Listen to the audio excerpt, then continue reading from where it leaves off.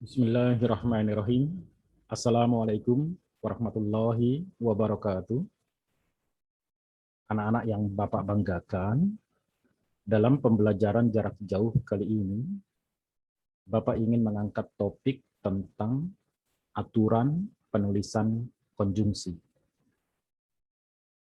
Supaya pembelajaran kita berjalan lebih efektif, Bapak ingin share screen terlebih dahulu PowerPoint yang sudah Bapak siapkan untuk kalian. Aturan penulisan konjungsi. Dalam pembahasan terkait dengan penulisan konjungsi, Bapak banyak mengambil sumber dari Pedoman Umum Ejaan Bahasa Indonesia yang dikeluarkan oleh Badan Pengembangan dan Pembinaan Bahasa Kementerian Pendidikan dan Kebudayaan tahun 2016. Di Pedoman Umum Ejaan Bahasa Indonesia itu ada beberapa aturan yang terkait dengan penulisan konjungsi. Nah, kita coba cermati satu persatu peraturan yang ada di dalam PUEBI tersebut. Aturan nomor 1, tanda koma dipakai di antara unsur-unsur dalam suatu pemerincian atau pembilangan. Nah, ini Bapak coba ambil contoh dalam satu kalimat. Kalimatnya berbunyi, telepon seluler, komputer, atau internet bukan barang asing lagi. Titik. Kalian lihat, ada penggunaan konjungsi atau di dalam pemerincian ini. Jadi ada 3 bagian yang dirinci. Yang pertama telepon seluler, yang kedua komputer, dan yang ketiga internet. Nah, saat ada 3 bagian yang dirinci, pasti menggunakan konjungsi. Nah, ketika penggunaan konjungsinya seperti ini, kita lihat bahwa 3 bagian itu diberikan tanda koma 2. Jadi, ada 2 tanda koma. Telepon seluler, komputer, atau internet. Seperti itu. Kalian bandingkan dengan kalimat berikutnya. Coba kalian lihat, di sini ada 2 yang dirinci. Kalau yang di atas kalimat 1 ada 3, maka diberikan koma 2. Nah, sementara itu ketika menggunakan atau konjungsi atau pada 2 bagian, telepon seluler atau komputer bukan barang asing lagi. Nah, di sini penulisannya tidak menggunakan tanda koma. Jadi seperti itu maksudnya. Nah, berikutnya kita lihat lagi. Pada kalimat yang ketiga ini, buku, majalah, dan jurnal, termasuk sumber kepustakaan. Kita lihat, ada 3 bagian yang diurai, buku, majalah, jurnal. Menggunakan kata penghubung dan. Nah, kita lihat tanda komanya. Tanda komanya ada 2. Buku, majalah, dan. Jadi kalau yang dirinci ada 4, maka pasti komanya bertambah menjadi 3. Jadi seperti itu. Akan tetapi ketika kalimatnya hanya mengurai 2 bagian, contohnya seperti ini, buku dan majalah. Nah, dalam kalimat ini tidak memerlukan tanda koma. Jadi seperti itu aturan nomor 1. Nah, berikutnya kita coba aturan nomor 2. Tanda koma dipakai sebelum kata penghubung, tetapi melainkan sedangkan dalam kalimat majemuk setara. Kita lihat kalimat ini, saya ingin membeli kamera, tetapi uang saya belum cukup. Kita lihat, menggunakan konjungsi tetapi. Konjungsi tetapi ini adalah konjungsi koordinatif. Konjungsi koordinatif sehingga setara dia kalimatnya. Nah, ketika menggunakan konjungsi koordinatif, tetapi dalam bagian kalimat yang pertama, saya ingin membeli kamera, peraturannya harus diberi tanda koma. Jadi seperti itu. Kita lihat lagi, ini bukan milik saya, koma, melainkan milik ayah saya. Jadi ada tanda koma sebelum konjungsi itu.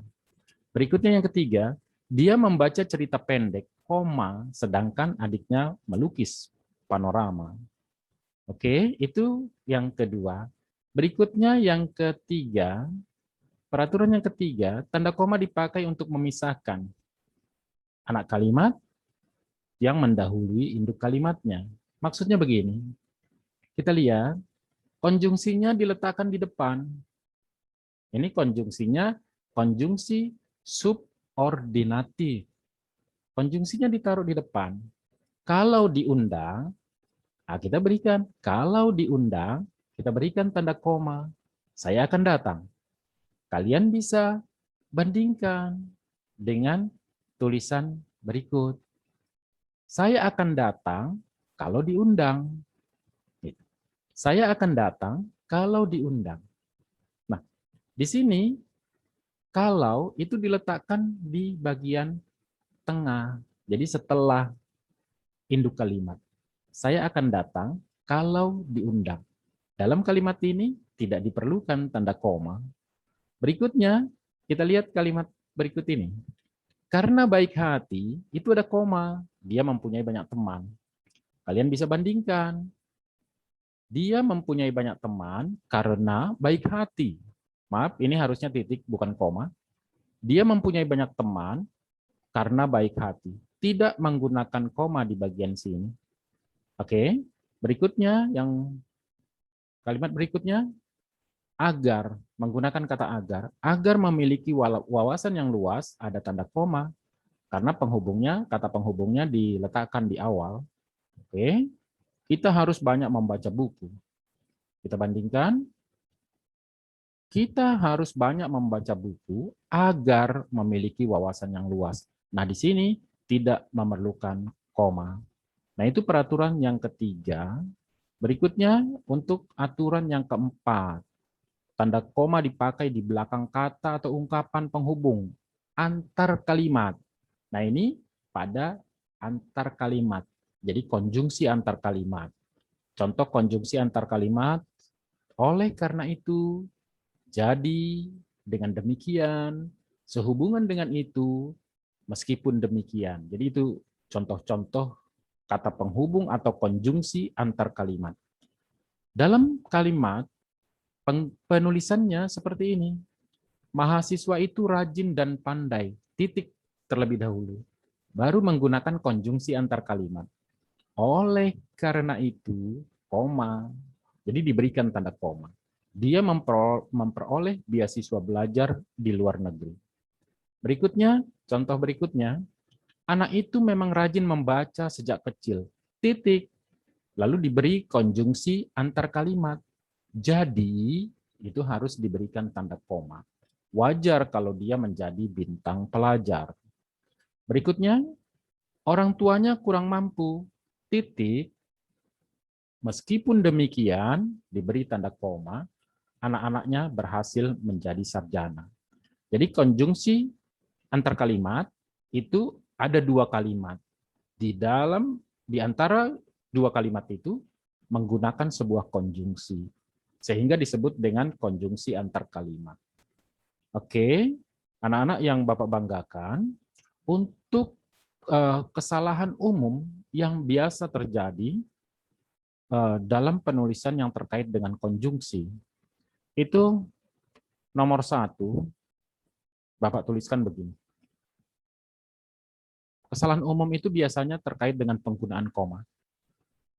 Aku, kamu, dan dia berada dalam satu kelompok. Aku, kamu, dan dia. Kan ada 3 yang diurai, yang dirinci. Ada 3 bagian.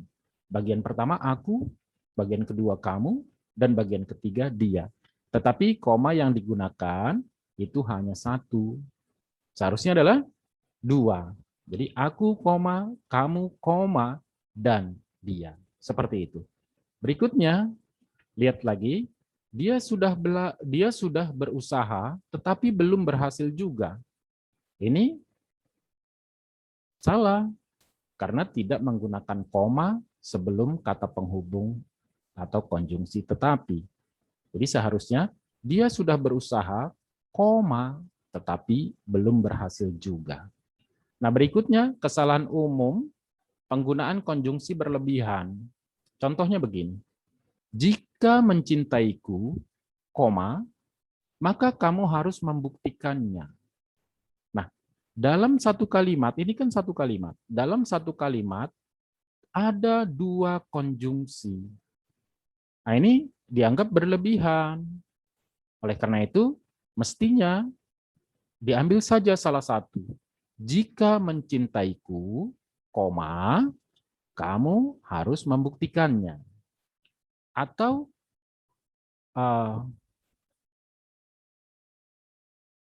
jika mencintaiku, koma, kamu harus membuktikannya. Maksud Bapak begitu. Nah, berikutnya ada lagi yang seperti ini. Dia rajin, titik, dalam konjungsi antar kalimat, tetapi yang digunakan dan. Banyak orang yang menyukainya. Nah, kan dan itu bukan konjungsi antar kalimat. Gitu. Dan itu adalah konjungsi intra kalimat masuk dalam jenis koordinatif. Dia rajin, titik. Banyak orang menyukainya. Jadi nggak boleh menggunakan kata dan di sini. Dihilangkan saja kata dan itu sehingga dia rajin, titik. Banyak orang yang menyukainya. Jadi tidak diperlukan konjungsi di situ. Oke, demikian yang bisa Bapak sampaikan untuk pembelajaran kali ini. Untuk meningkatkan kemampuan kamu dalam menganalisis penggunaan konjungsi sesuai dengan peraturan atau tidak, maka kamu bisa memberikan analisis terhadap kalimat-kalimat yang Bapak sajikan ini. Kalimatnya ada 5, jadi nomor 1, 2, 3, 4, 5, lalu ada kalimatnya. Di sini ada aturan penulisan benar atau salah. Kalian tinggal memberikan checklist. Kalau kalimat 1, aturan penulisannya benar, kalian bisa checklist di kolom benar. Kalau penulisannya kalian anggap salah, silahkan kalian checklist di kolom salah. Begitu ya. Nah, anak-anak yang Bapak banggakan, seperti biasa, jawaban kalian informasikan saja ke Bapak lewat WA secara pribadi. Demikian yang bisa Bapak sampaikan untuk pembelajaran jarak jauh kali ini. Terima kasih atas perhatian kalian. Billahi taufik wal hidayah. Assalamualaikum warahmatullahi wabarakatuh.